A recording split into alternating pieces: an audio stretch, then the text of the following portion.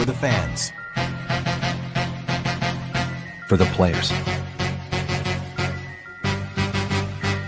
For the big plays. Firebirds Weekly. This week's guests are Isiah Scott and Marquel Wade.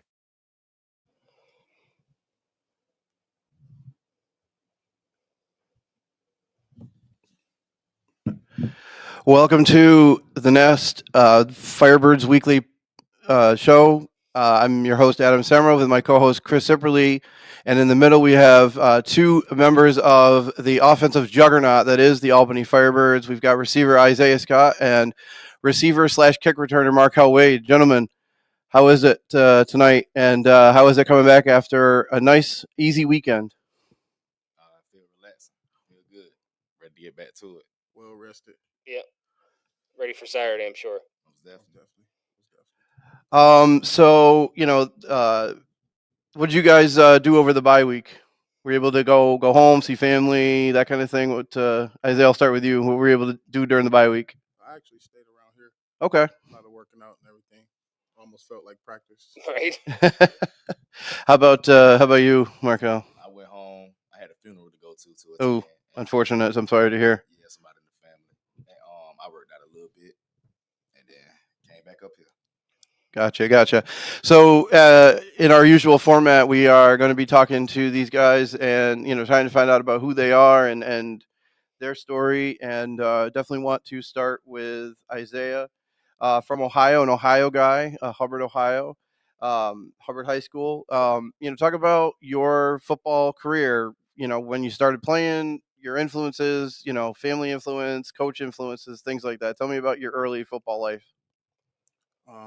I started at a young age, about 6.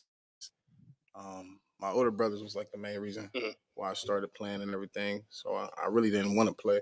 Yep. I was too scared, too nervous to get out there. But eventually got out there. Yep. And got well acquainted with it. Eventually got a chance to play some D1 football at Youngstown State. Mm-hmm. And I went pretty good. But I ended up transferring to West Virginia State. And my first 1,000-yard season in college, so that was all right. And, it was pretty good. I actually looked up those stats. 17 yards a catch. Yeah, wasn't too bad. Was that was a lot of that yards after reception, or is that pretty much stretching the field like kind of 17 yards per? Yeah, it was a lot of yak that year. Yep, it was definitely a lot of yak that year. Yep. It was one of those years. Yeah. Sure. Let me just really quick. I'm getting word that you guys need the mics closer, so move them down a little closer to you, so all of Flock Nation can hear you guys. Just want to do that. So looking up some of the stuff. We're looking up some of the high school stuff. 27 catches, 470 yards. And you guys ended up playing LeBron's team. Right. I mean, LeBron, years ago, but, just talk about, making, that kind of, Ohio's got some pretty good football. I mean, it's not down south. We've had the discussions with those, the Texas guys and the Mississippi guys. Yep. But, just talk about playing football in Ohio. It's one of the better states really for, finding good talent. Yeah, most definitely. It's crazy. There we go. Thank you for getting closer. There you go. It's definitely exciting in Ohio, you know what I'm saying? And playing against LeBron team, it was unfortunate that we lost to those guys same round back-to-back 12-1 season. And oh, man. so didn't really even get a chance to get those guys, you know what I'm saying? So yeah, get them back at least once. Right. And then, like you said, you go to Youngstown, talk about the recruiting process, again, doing these interviews, we've talked to guys where it's been, the preferred walk-on thing, or they get lots of offers. It's different kind of stories for everybody. Tell me about your kind of recruiting story and choosing to go to Youngstown. Choosing to go to Youngstown, it was kind of just a stand-at-home thing, you know what I mean? Mm-hmm. I kind of chose that last minute, but ended up liking the decision. Didn't really mind it, but the recruiting process for me wasn't really crazy. But I had a few offers coming out. I had Kentucky, Cincinnati, and Youngstown, so I definitely just made that strong decision to stay home. You know what I mean? Mm-hmm. And just try to get in where I fit in at. And then, like Chris said, moving on after 2 years there, and then going to West Virginia State. Talk about the decision to switch schools and to switch, kind of. what you had been doing, that whole time. Right. So I was playing a lot at Youngstown. It's just I think I wanted to contribute a lot more in a different way. And at the time I don't feel like I was being able to showcase everything I had. And I had to try to make a quick jump Mm. and was kind of able to and kind of just had tried to finish however I had to. And then in 2018 you kind of put things out to the side. Tell me about that decision and just like, okay, what happens now? Like, what's next for me? Right, 2018. I felt like for me, that was like a regroup year. Mhm. You know what I mean. Mhm. To get my head focused, to get back out there, and I feel like right now was the best decision that I made. Just from top to bottom, the whole year, just me working out, getting back really closer to a lot of people I wasn't close with, and taking advice and stuff. Just needing that knowledge and needing those people to be around me. So I feel like that year I really needed. Who were some of the people that kind of were in your, talk about people that were in your corner going, hey, you've got all this talent, let's figure out the right way to harness it and use it. Talk about some of the people that helped you out through that time, in your life. My uncle passed, James Dobbs. He was like the main one trying to get me there, trying to make sure I was on the right track, and he passed away. So it was like I took everything he told me, and I still go by today. So Yeah, I mean, when you have somebody like that, that's like, in your corner 100% at all times, just trying to lift you up, and then they pass, it's like you kind of do that for him, as you've gone on to play in your career and in different iterations and teams and places. most definitely. Well, it takes a lot of courage too for you to pause your career. I think when you're young like that, and you have high school, then you're immediately in the college. You have to make a lot of decisions really quickly. I think I think it's very admirable what you chose to do to kind of get yourself back to where you needed to be mentally. Right, definitely. It was crazy. I actually didn't even expect it, and didn't want to do it. It was definitely not a want to thing, and never want to start playing football. Yeah. But it was just a wild time back then, It's and a lot, all in a very short period of time. I just tried, like, right now. I'm thankful that I did it. You know what I'm saying? Right now. So. Yeah. So we were doing some research, looking up some stuff, and we found a thing about that you were inspired to play football by your sister. Quote: "Seeing her run through dudes, she was fearless." Facts. She Tell definitely me, about your family connection and how she inspired you, in the game and in life.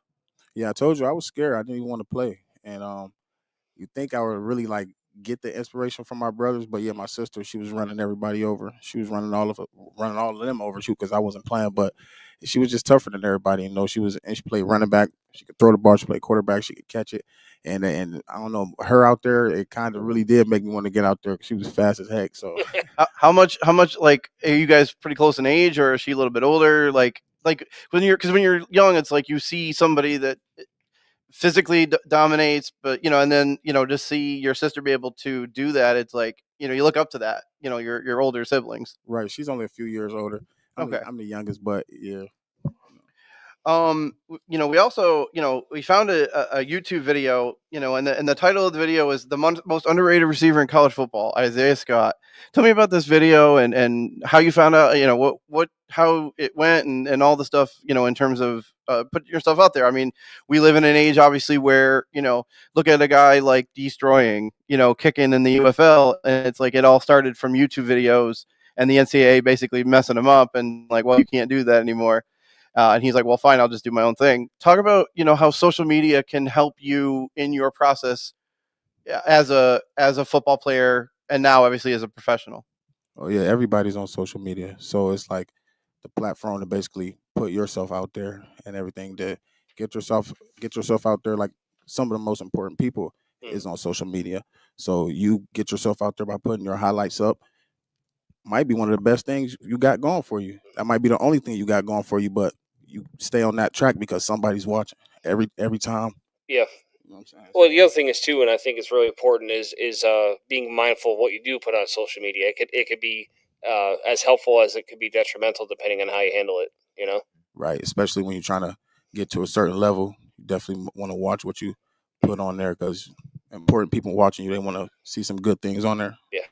Tell me about the process of coming into the indoor game. It's not something that everybody really either knows about or realizes as an option. Tell me about your kind of journey to the indoor game. Just very unexpected, very unexpected. And I came in 2021, but didn't even play that season because I had a surgery. But 2022, I came in and it was just different. It was different. I had to definitely adjust. But Where did you play in 22? West Texas. West Texas. Okay. We had to adjust, and it was just still football at the end of the day. But it was definitely so unexpected. And now this being my fourth year, being able to settle in and stuff is just kind of just like secondhand nature now. But What was the biggest difference for you as a wide receiver getting used to the indoor game versus the 11-man outdoor game that we're all used to? no question, the high motion. I wasn't. The space didn't matter. It was just the running 15 to 10 yards and then having to run 15 to 17-yard posts or something like that. It almost feels like a scramble drill in a Yeah. sense when you're a receiver because you go on your first run. Essentially, it's a double move without a double move at the same time. If that makes sense. A lot of running. So you go to 22, 23, you go to Arizona and play for the Rattlers. One of the really, I guess, famous names, maybe not the right word, but one of the more famous teams, I guess, where people know that group. Just talk about being a member of that team in that league and being able to promote yourself after, for that year and then to what you are obviously these last two here in Albany. Right. I didn't even know how big the organization was until I started playing and started being in the game and really learning who they were and who I was in camp. I was trying to become that receiver. They had some veteran guys up there, and basically, I believe we had like 6 guys battling, trying to become 4, and I was lucky to get into that 4th one. And unfortunately, we had somebody go down to where I was able to step up and step in, and that was when really I got my shine and got my chance. Coming here in 2024, talk about your process, in leaving Arizona and then coming to Albany in the obviously AF1, but AFL. How did you make your way up here to the Capital District? As you guys know, AF1 last year, AFL was crazy. So many teams folding, and unfortunately, I was on about 4 or 5 of those teams. Okay. So I was bouncing around a little bit. Got a chance to play multiple games at those teams. Where did you play before? I'm not familiar, just in terms of where you were before at this. For me, I'm not familiar. Well, I was at the Oregon Black Bears. Okay. Yep. And then honestly, how things were going last year, I went to Omaha Beef for one week. That's when I went to West Texas. Okay. We played Albany, and then after that, in Albany, right? In Albany. Okay, so you were literally across the country. You were in Oregon at one point, and then all the way up here. The whole time, the whole year. So then, does Coach Ware get a hold of you, or how does that process start to say, hey, we want you to be in Albany, and you go, let me check it out, let me see, let's see what this is all about. Well, my last team that folded was West Texas, so that was kind of unexpected, and I think he did reach out, and because it was kind of so a detrimental time and everything. Playoffs was coming up, and so I understand Coach Ware was trying to get things in order, and I was trying to get on the team. I mean, we just folded, so it kind of all happened quick and everything. But I was thankful that it did. Talk about and now we'll kind of get into the real game stuff of it. Talk about preparing for an opponent. Like obviously this week you guys are going to play Corpus Christi again. I'm assuming it will not be the 100-12, but I'm sure we talk about that preparation, what you guys do, on the during the week to get ready for Saturday. Yeah, don't count out the 100 ball.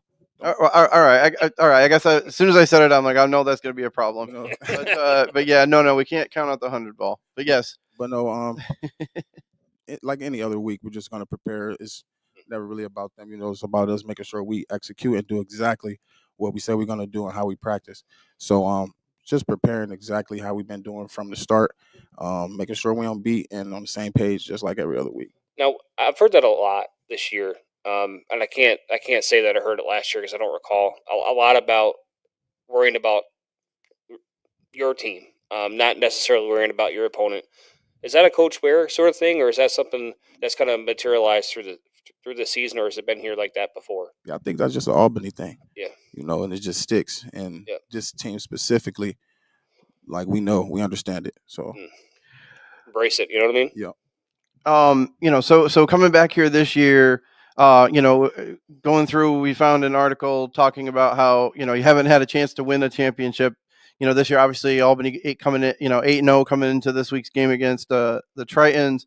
What would it mean to you to be able to come away with the trophy at the end of the year? it would mean a lot. This year been crazy. We've been putting in a lot of work. We went 8 weeks, so we've been putting in this year to what I'm saying mean something to end with something, and Mm. I don't know, just to do it with these guys right here and these coaches, it'll probably mean the most. What does it mean to play in the MVP arena, and where does that kind of rank in terms of places you've been able to play so far in your career? I like MVP. I like MVP. It's not bad. But not one of the best. But I love it. I love it, the atmosphere and everything. But and the fans, I think it makes it even more what it is, honestly. So I like it. So another thing we found out, and again, I only have is the notes. That says you played against Carson Wentz, so you've got experience playing against NFL guys. Tell me about that experience. I just thought it was kind of interesting, like getting the, hey, here's a guy who played in the NFL, played in the league, won a title, that kind of thing. Yeah, most definitely. It was a fun game, man. Just exciting, high intensity. Where did you face him? Like where were you in your career at that point when you played against him? We were at North Dakota State. Okay. I was at Youngstown. I believe I was a sophomore. Was I a sophomore? I could have been a junior. One of them. Don't quote me though. But yeah, it was turns up. It was the third downs was crazy. Wentz crazy. It was wild for real. And North Dakota State's is always really good. So Right. I'm sure it's a hell of an atmosphere. Yeah. So this is a good segue. Marquel, I want to talk to you about the Philly special 2 weeks ago that you threw on the first play of the game to Sam. Talk about that being in the playbook, and then when you hear Coach Ware go, "Okay, we're gonna run this thing." Tell me what you're thinking at that moment. I was ready. I just feel like I overthrew him. Okay, Yeah. he kind of had to go a little bit waiting for it, but Yeah, you probably did. But that's hard, man. Like he had to be juiced, right?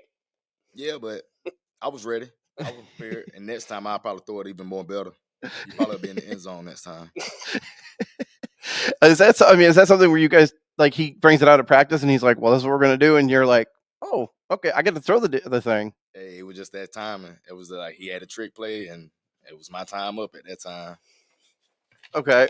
Well, I think we'll work on that. But I'm sure we want Sam throwing the ball to you guys, Yeah, which makes more sense.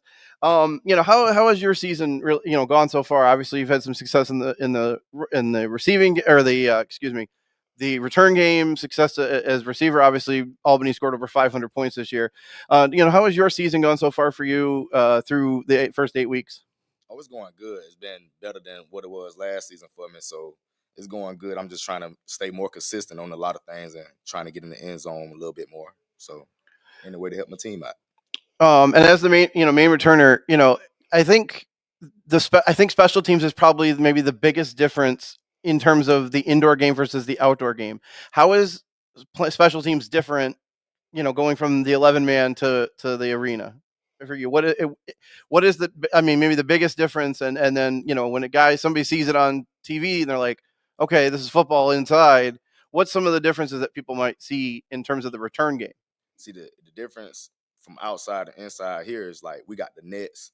And any other time, that ball can get hit off the net, the pole, and can bounce anywhere. So that's the difference from us, and that's the excitement from the indoor compared to the outdoor when it comes to that special team part. And we saw that, with DJ, picking up the fumble there, right in the beginning of the second half. We saw that, to come into play where the ball hit the net and the kid had no chance, and DJ picks it up. And then special teams has been a big strength, in this year for you guys, except for I think one game you guys had a little bit of things. I think you were changing some guys around, no big deal.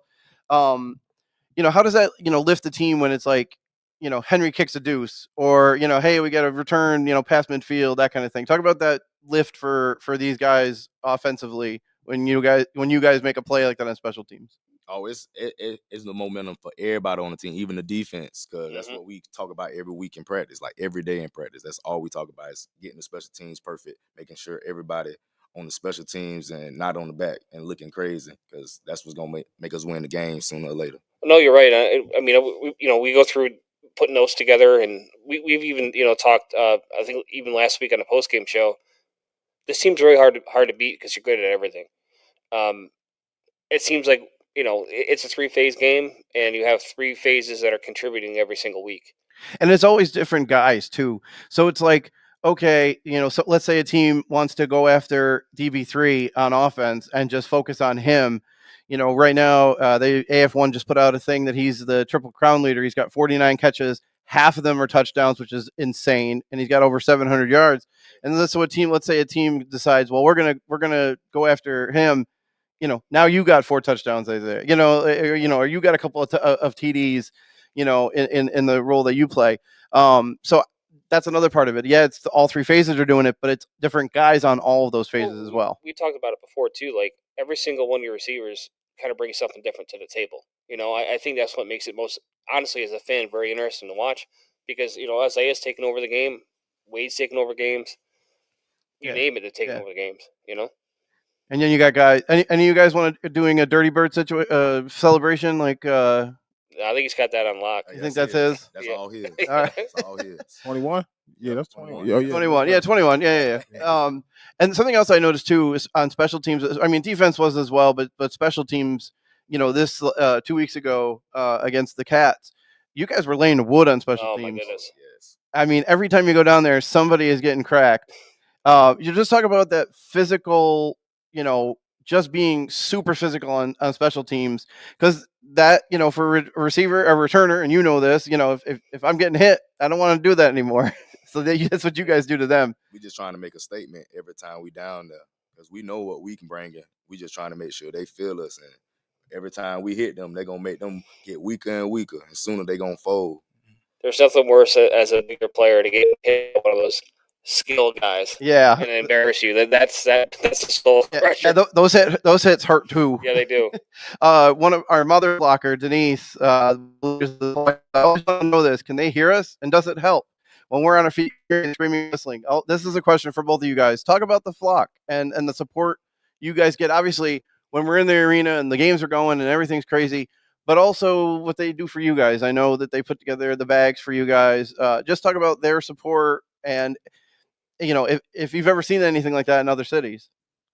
Nah, I know where I've been at. Never, ever.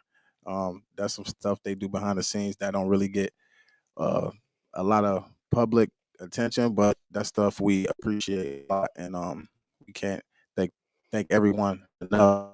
Like we've never seen that ever. Like I don't even know who even came up with it. It's just crazy. It's just, well, we've heard again. I haven't been around when they pack the bags, but I've heard it's like it's so much different stuff. It's even things like toiletries, like things you wouldn't even Imagine. Think of as like, oh yeah, I need whatever dude wipes or whatever. Like you wouldn't even think of it, and hey, there it is in the bag. huge blessing. So Instant coffee and stuff. Yeah. Okay. So does the cheering help you guys? Oh yeah, most definitely. Because we already know they behind us, and we know we got the support, especially at home. It make it way more better at home. So we just love the support. We love everything they doing this when it comes to the nation. So everything they doing is good. How a few of the road games this year, luckily they're behind you. There has been a lot of crowd support. Does that affect you at all on the road? Does it help you on the road, or do you wish you still wish you had someone yelling at you on the road? Now on the road, I feel like it's our biggest test is because we're going to somebody else's home trying to take over their home. So we won't really be caring about the crowd. Then it just the airplane slag, like the traveling. That's the only thing that messed with us. Yeah, because I mean, this year for the road game is like the one kind of got messed up. So that it was planes, trains, and automobiles trying to get your way to Kansas. Then it was like a 6-hour bus ride, not 6 hour, no, not 6 hour, like a 4-hour bus ride to Philadelphia, and then a flight out from there. And it's just the ins and outs that the people watching on Sunday night on Vice or on Evergreen now, they're like, they don't see that. They don't know exactly what's happening behind the scenes.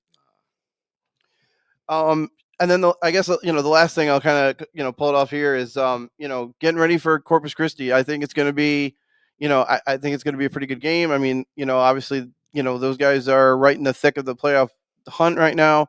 Just talk about getting prepared for them overall, and just getting to 9-0 after Saturday. For both either one of you guys, yeah. Yeah, just any other week, you know what I'm saying? Just preparing exactly how we started and making sure we finish. That's it. I mean, we can't take nobody lightly. We ain't trying to take nobody lightly. We got the gold ahead of us, so we just not looking over anyone, going through everybody. Awesome. This has been the Firebirds Weekly with Isiah Scott and Marquel Wade. Gentlemen, we appreciate you coming on, and we'll have you guys sign that helmet if you haven't already.